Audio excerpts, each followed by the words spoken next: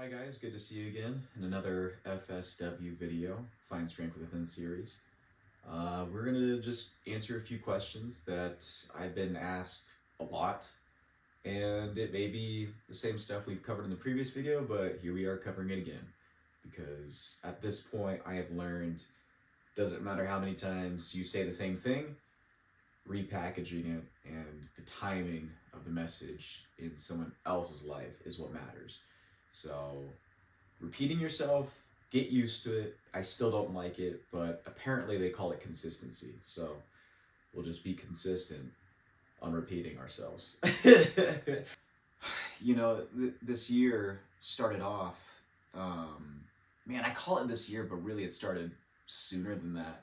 I'd say last winter, it just started off, man. We got together and we released the film Homestead, my first feature film presented in theaters. Like, my face was in the movie theaters for a good line or two, for a good frame. I was in a movie, bruh. Like, that's something you can't really downplay. Because I've tried. It's interesting and weird, but I've tried to just be like, oh yeah, just say a line in there. I was in a movie. But people love it, man. The people love it. And like, who am I to deny the joy that it gives you to see your boy doing his thing? So, anyways, came back to our living situation at that moment and just continued to work. And then from there, uh, just kept producing videos. The idea behind those videos, I did a lot of Instagram. Um, it was like a character choice, right? Like, I myself was kind of waiting for the next gig to happen. So I decided, well, I do have all these pretty sick outfits. I am physically fit in a good place to kind of showcase what I can play, like the ideas of characters that you could have for me as part of casting or whoever's creeping on the social. Because I want to leave a breadcrumb trail for anybody to follow at any level. I mean, there's been times where I had a couple girlfriends be like, "Oh my gosh, looking good." I'm like, "Thank you so much." Like, that tells me that I'm doing something hot. Going forward, we were showcasing some nunchuck skills, boom, weapons, all this stuff. I'm just gonna keep talking about that because I'm interested in that stuff, and I want to do it correctly as an actor. Like, I only want to get into some pretty extreme one-on-one classes or some group classes with some real guys because anytime I'm asked to be on screen with that type of equipment, I think it's just the right move to respect the real training, the real guys, by doing it right, the right to my ability, like the best of my ability. And I feel like that's what casting, I feel like that's what the movies are paying for when they involve me, you know? I don't want to be that guy that categorizes levels, but there's like this tier of creatives that want to get involved in the scene as well, and they see me as an opportunity to, showcase some action, and that's really cool. I'm becoming that guy, if not already that guy. Jack of all trades, master of none, but I embrace that. I love that. Like, to be a master in one, anytime I've done that, it's almost torture to myself because I truly, truly want to be the best. I get hyper fixated. And that was a problem in my previous relationships. And one of them was video games. And so I did give up video games for a solid, like, 2 years or 3 years. Like, just not playing because I wanted to be the best player. And that was something wrong with me, man. So if I felt like, who am I to play this game if I can't be the best? How you mentioned you've been acting, how long you've been doing it for. And I don't want to be that guy that's been doing it since I was a kid, but as far as I can remember, I had so much energy, as you can see, the things I collect, the things I do. And my grandparents and my mom were just like, hey, he needs to join the school play, right? So I think I played a character like Jack the Rabbit, something like that. You get trapped in a basket because you were acting out, and then you're trying to get your family members to help get you out of this basket, right? It was like some weird children's book that we were reenacting, and I got to play the main character, and I didn't even ask for that, bro. Like, it was just given to me. So I felt, even as a child, I'm thinking about it, like a weird responsibility. I'm like, well, why was this given to me? of all people. It's so strange. And so did that play, and then it evolved from there. From watching television shows like Power Rangers, Pokemon, all the things. Like there was always a hero in an action scenario and executing it and winning. Always persevering. From the content I was consuming at that point as a kid to then executing on school plays, it evolved into church plays. And then church plays were fun because I enjoyed the content. I enjoyed performing in front of friends and families and extended family and extended friends in the church I was at. Shout out Snohomish Community Church, non-denominational. I don't care, but just sweet people. Growing up, everybody was a father/mother figure in some aspect. Man, I learned a lot from those people. And everybody was like a brother and a sister, man. We were all just beating up on each other, teasing each other. It was a good time. But as far as the acting goes, within the church plays, it evolved into asking for children's theater. And I thought that was kind of like lame, but I loved everybody from that church that I just decided, why not? Throw the name out there, Anthony's in the vacation Bible school for the summer. Let's see what we can do with a script or two. And I guess it was just the energy, because I ended up getting characters that were like written for me, enabling me to be like a heightened version of myself. I think one character is named Turbo, and his gimmick was he works out 8 hours a day. And the funny thing is, bro, like I was though, like like I worked out 8 hours a day, dude. Like if I was not working out in the gym, I was walking around town shirtless. Like walking around town, Snohomish community, and a lot of walking. So anyways, going forward, and I think I played a character named T-Rex. That was a pretty wild character. They're all wild. But then it evolved from there, going into an era where I was a video editor for a family member of mine. They were running a production company out of Arizona, and it was a bunch of local TV commercials. And again, it just got to the point where like my uncle I was working for, and then me, our energies, like we were making, like production videos, but then it got to a point where his children, he was sending my cousins to like a private Christian school, and then they got word of us and just who we are, and a question was given to my uncle of like, hey, we can't produce a school play this year. We know that you're into cameras, we know that you're an actor, we know about you and your family. Do you want to do a school movie? And so then for the next 6 to 7 years, we produced one movie for this school as if it was their school play. It was just a movie. And we did a different script every time, different style every time.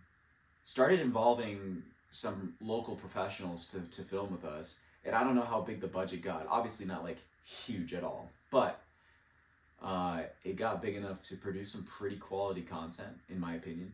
And I had a ton of fun just editing that, because that was a way to find the performance. We're filming high schoolers. Like, you got to imagine, at least for high school boys, there ain't much on the mind. I think we all know where the high school boy is like trying to be at, dog. And when you put a camera on a kid like that, or even ones that are passionate, they love it. They want to be an actor too, or oh yeah, an actor. we were the production. They were the actors. They were talent, and they gave it their all. And they were also trying to figure it out. You could see it. Some moments were very authentic. You just cut that together. It just works. And then some moments, we had to tell them, just give us a look of this, a look of that. Mix these two looks together. And by looks, it's like emotion, right? Give me this emotion and that emotion. Boom. And we just film it. And yeah, you can tell it's a little programmed, but overall, when you piece it together as an editor, you can't really tell the difference. You buy what the moment is calling for. If there's a sad moment, just get general grabs of that emotion around the room. People, things, music, everything you do in the editing room can help, all right? So we were just grabbing a bunch of shots, And we did that. We executed a bunch of films. I caught ear of a bunch of work that was happening from Better Call Saul season 6, happening in New Mexico. So I picked up um, everything. We moved out to New Mexico, and we were executing on just trying to become talent myself. Like in 2021, that's when I decided for myself, hey, I want to be an actor, you know, and if I have to be on set and work as crew, that's great. Um, Slowly but surely, but also really quick. That's how the business works. It's like a hurry up to wait in all aspects. Be prepared, hurry up, wait, execute, same, again, again, again, again. So I end up making my way onto set, being a background extra in that show, Better Call Saul season 6. Episode 1, you can see me as like part of the moving company. Going forward from that, I decided, okay, I've been doing background for a while now, lots of projects down the line. I decided that, okay, I want to take it seriously. I was doing crew, and I just started saying no to crew work, and that stuff was paying, bro. The stuff, working as crew on film sets, that stuff pays. But my heart wasn't in it. I just slowly gravitated more and more towards wanting to be in front of camera. But I think I finally found the right reason to do it, and not necessarily just do it just to do it, or do it because everybody else is doing it. Like, I truly pushed, man. I truly pushed this acting thing away. Like, you don't just choose to stop auditioning or stop doing plays, stop acting, and go be a video editor. In my opinion now, you know, you just don't do that if you truly are an actor. And then all the other things, like I was playing a lot of Call of Duty. I thought I could be a streamer in 2017, like a major one, right? Produce Call of Duty content, play a video game, be the best at it, and that consumed so much of my time and attention. And you know, there's nothing saying that I couldn't have been, right? I was realizing that because these are things I liked, but I don't think these are things I loved. Like if the game was not going through a good phase of life, I wasn't going through a good phase of life because it's not enjoyable. And then stage performance, I'm talking about movies. Like verbally, I'm taking what's inside me and talking about what I've seen over the weekend, the tickets I bought, the actors, the action, the history, this and that, connecting studio heads to reasons why movies look the way they do, or the reason why they're producing theme parks. All the things I was talking and was knowledgeable about, I just wasn't putting myself in those areas. And so when I would mention acting, or if I ever mentioned kind of anything that was truly inside of me, you know, action, movie, performance, just all that stuff, you know, there was not like a scoff, but there was I would say point of judgment. You know, people would look at me and they'd be like, oh really? Well, you're not really like the action star, are you? And you have to understand, at that time, almost all these years, I was really overweight. It was probably the first thing I needed to pay attention to, but I wasn't. I was paying attention to just how happy I could be by what I was consuming, and I was consuming too much of not the wrong things, but just too much of a lot of distractions. And it showed. It showed exactly who I was, and I saw past that in the mirror every day. I do remember that feeling of like, yeah, you know, I'm not like the most physically fit, but I have this drive. I have this thing in me. And then it wasn't until probably around 2022 winter, my whole world that I set up started shifting, and I decided, okay, well, this shift is probably going to end up very badly, and I gotta move on. So 2023, I said my piece with a lot of things, and I decided, well, I remember a lot of my life, I went all in on these other things, other people, and other relationships, and I decided I was trying to prove myself in all these interests outside of me. Well, I haven't really taken, out of all this time, you know, I've never really tried to, I guess, like, prove to myself, you know, like, do some inner work. Like, who am I without all these things? Who am I? So I gave up the gaming, gave up relationships, gave up a lot. Even a living situation. I mean, I chose to live in my car because I just wanted to see like what am I about. Really discover like who am I? Am I this actor? Whatever. And so where all that frustration and energy goes, I felt it. I was sitting in my car deciding, well, you might as well eat healthy and you might as well go to the gym. So those are the first two things I just honed in on. And I had my agent that I acquired in 2021 to get into some, what do you call it, like some short films or just acting, just to get some projects under my belt. That was the three things I had going for me, was auditioning, working out, and eating healthy, and living in my car. And with all those things combined, I decided if I'm ever auditioning for anything, I gotta say no off the bat. And I know my agent Peter, bless him, dude. He's had some conversations with me, and I'm pretty sure there's some boiling points, but I just didn't want to do anything that I know wasn't going to benefit the career that I wanted. You know, what I want is a character, just a character in a major franchise. You know, I go back and watch movies like The Maze Runner, and everybody has a moment, everybody's beloved, even the bad guys. Or then there's the movie Transformers. You always have those same military guys that have come back to every movie. They come back. Like, they've even changed out Shia LaBeouf, and those military guys are still in there. So they're beloved, you know. They get to return.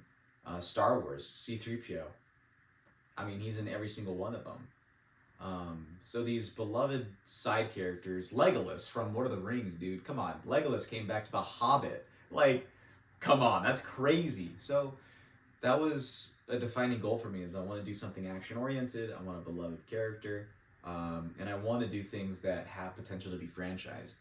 And so I did a bunch of shorts, independent films in the Albuquerque area. And I will say it's amazing how putting yourself in those places, it's so different. So I was in Washington doing stage plays and all this stuff like that. Washington State, that's where I was born and raised.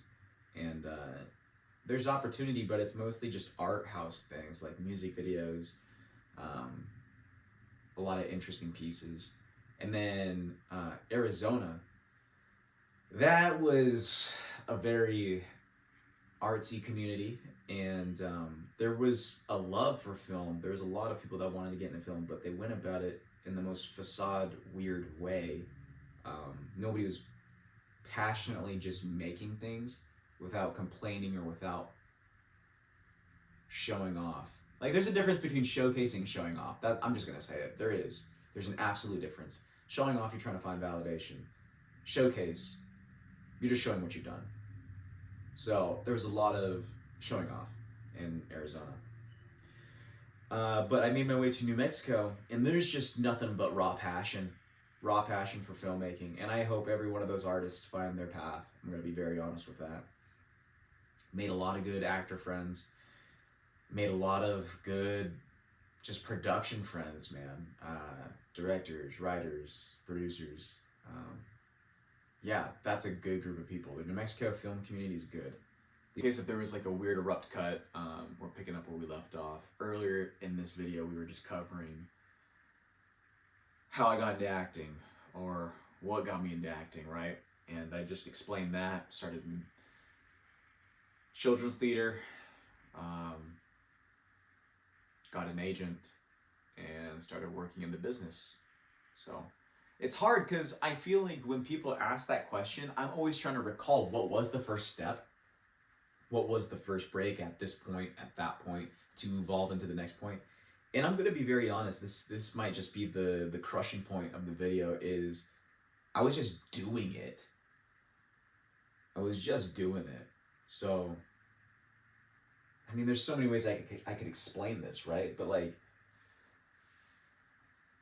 if I'm playing a video game like Call of Duty and I'm enjoying the campaign, and there's something inspiring in that piece of content that I want to go do, I grab the camera and I would film like a first person view with one hand and the other hand keep the gun up and experiment.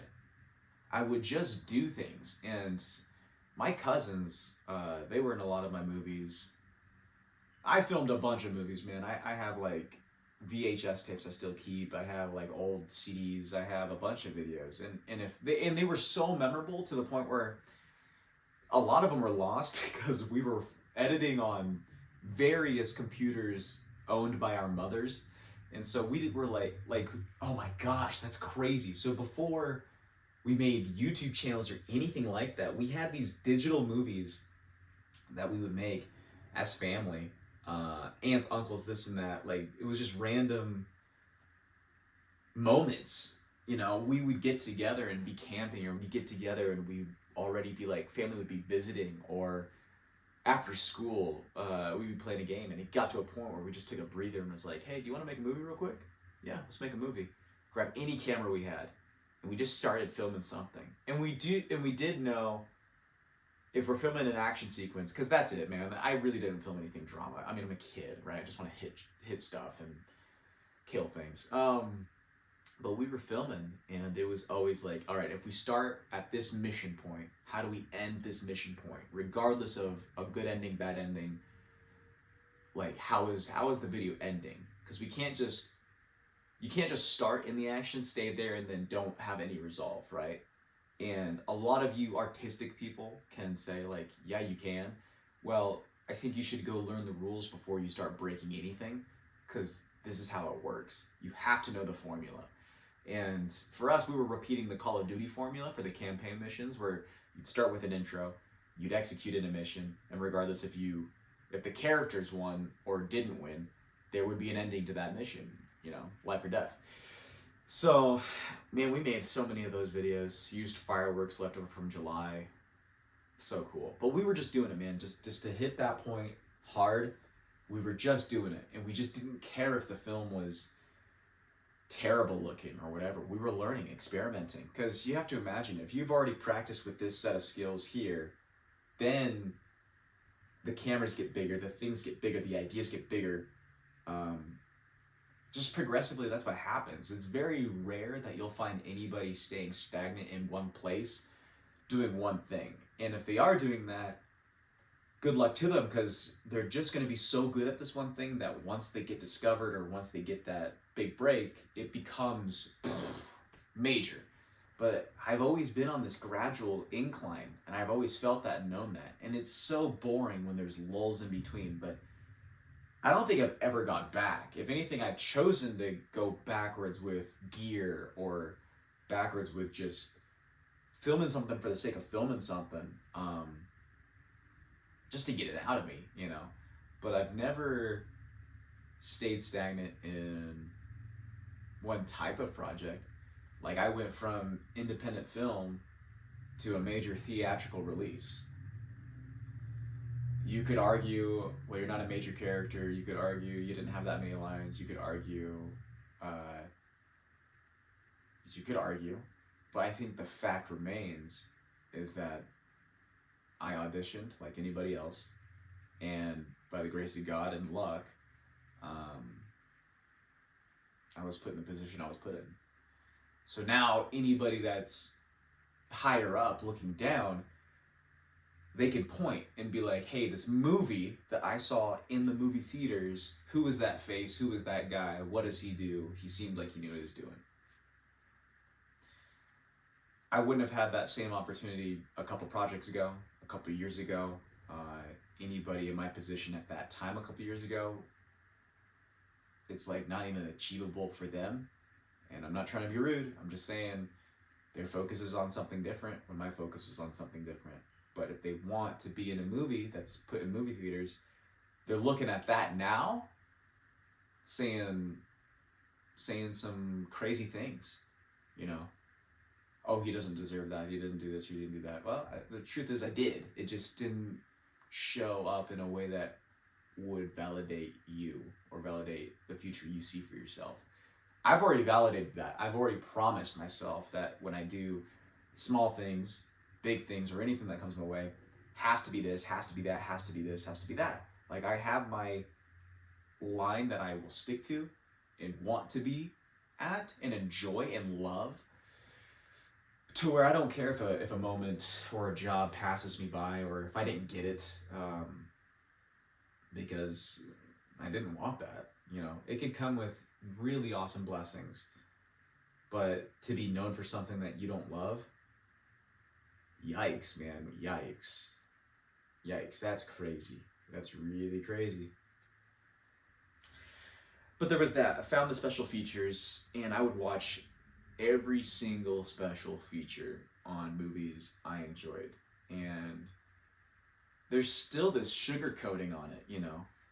Um, you get to peek. It's a peek, man. They really say it's a peek behind the scenes. It's really just a peek until you experience it, until you deep dive, and you feel a pressure. You know something's on the line, and you got to show up. That's way different than interest. You know, I'm interested, but I didn't know if I loved it. And now that I've been doing it, come on, man, I love it. I love acting. Are you kidding me? I love it, dude.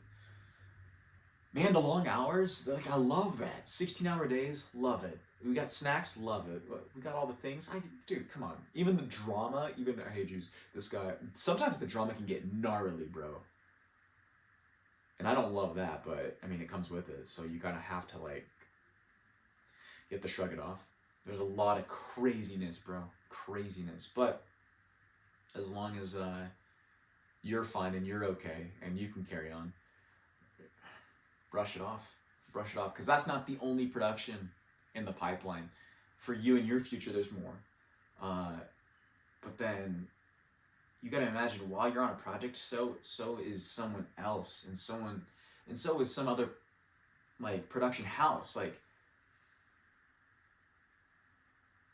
that's cool too, dude. Like, these movies that you consume as a moviegoer, it's like this grand spectacle. It's like this crystal thing that you have found, discovered, and it's yours to enjoy. That experience is for consumers and for the people that go to the movie theaters. That's great. That's what we do it for. But that feeling does not transfer over behind the camera, behind the scenes, on set. The best way I can describe the feeling that I get from being on a movie set is like a 2-week summer camp. You know, your parents sign you up for summer camp. They don't want you at home. School is out. You're getting rambunctious. You're getting wild, but yet you still need a thing to do to stay busy. It needs to be productive. It can be fun, and it needs to be structured, and it needs to teach you something, right? How do you get that? Well, as a teenager, you kind of go to summer camp. You have your chaperone slash leader for the next 2 weeks. You have a crew of kids that you have to bond with. You don't know nothing about. You eat whatever the campgrounds gives you every morning. You have scheduled activities, and you have to go show up. Your choice to participate or not, up to you. And within all those activities, there's breaks in between, right? To just relax, have fun. I'm telling you, dude, that is a film set. All of the things. And if you don't know what a film set's like, I don't think you'll really understand. You can hear me and kind of piece it together. But if you've been on a film set and you disagree, I don't think you've ever been to a summer camp. It's literally that. Film studios, when they have a production going on and you're involved at any capacity, being a crew member, being an actor, dude, you are camping. Like, scheduled activities, everybody eats, everybody doesn't know each other, and then they bond about the midterm of whatever production you're on, and then by the end of it, you're family. And you're checking in on each other, like, what are you working on? What are you working on? What are you doing? That's cool. Hopefully I'll see you on this one.